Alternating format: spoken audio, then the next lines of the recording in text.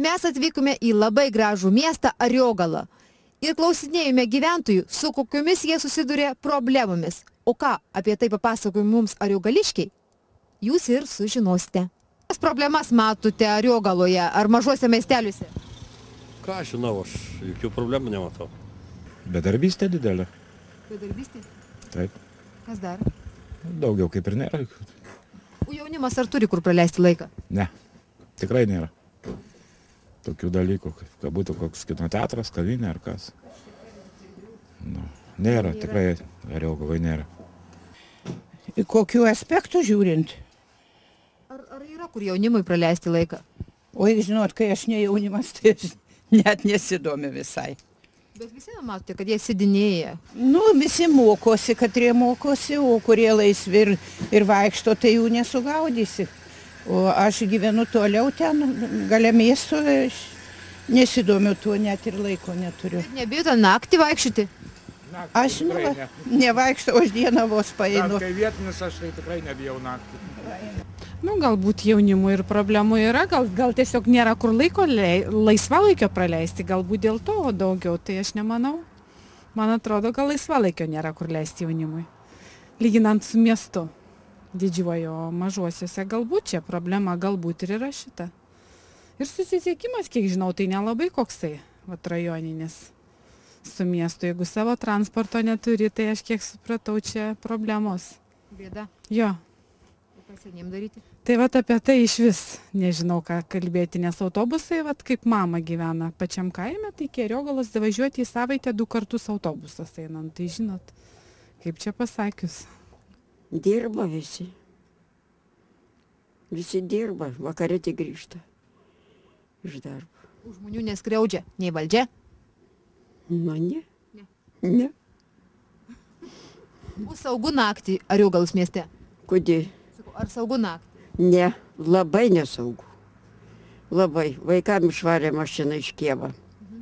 Vieną kitą išplėšė mašiną. Labai nesaugu, kiekvieną vakarą. Išuvai yra didelis, viskai par šunį prieina.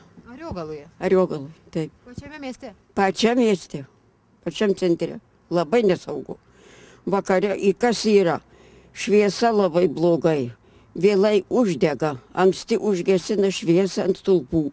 Mūsų gatvė, čia palei plentą, šitą Daugirdą gatvę.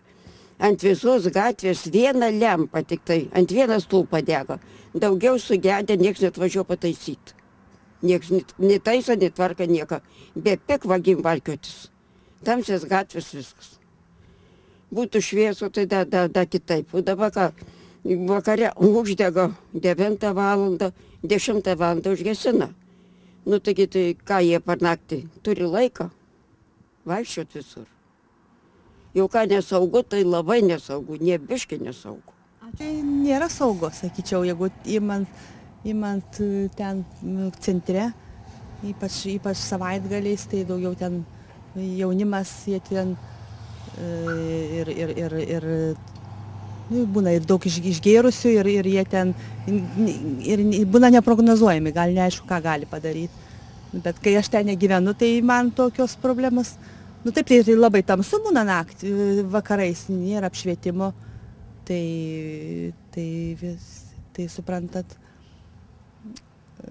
kažkaip, gal toks žmogus, kad nelabai įmantis į galvą esu, tai kažkaip to tokio, taip nesureikšminė to tokio, kad čia taip tamsu, bet iš kitos pusės tai tikrai vaikščio, tai taip jau nėra labai. Kas liečia, kad apšvietimo nėra, būtų apšvietimas biškai jaukiau būtų pačiame miestelėje. Nelabai. Buvo saugu kažkada, o dabar tai tikrai nesaugu. Naktim nevaikštau, bet žinau, kad nesaugu. Jaunimas sako, kai kas keikia, kad jaunimas būriuojasi, ar jie turi ką veikti, kur užimtumas jų spręstas? Bandom spręsti, bet kad taip iki galo būtų išspręstas nėra kol kas. Bet bandom čia ir užimtumo centrus organizuoti visokius. Tačiau kol kas nėra, šokių nėra kur vykti, tik tai gimnazijoje pas mus vyksta. Daugiau nelabai turi kur jauni žmonės dėtis. Tai problemų yra. Yra. Spręsim. Manau, kad saugu. Nežinau, nelabai vaikštau. Naktais. Neįsivaizduoju, tikrai negaliu atsakyti. Kodėl daug kas jaunimą keikia, sako, kad jie būriuojasi? Kur jie eiti? Tai vad būtent čia ko gero ir problema, kad jaunimui nėra ką veikti Ariogaloj. Nežinau. Ko gero.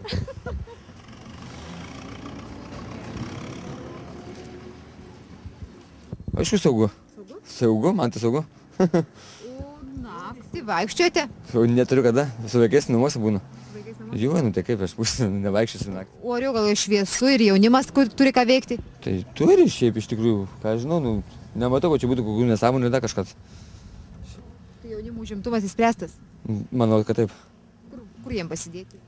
Užspręstas, kaip jie yra, taigi čia mokykla, paskui darbų, taigi visko yra čia, Ariogaloje.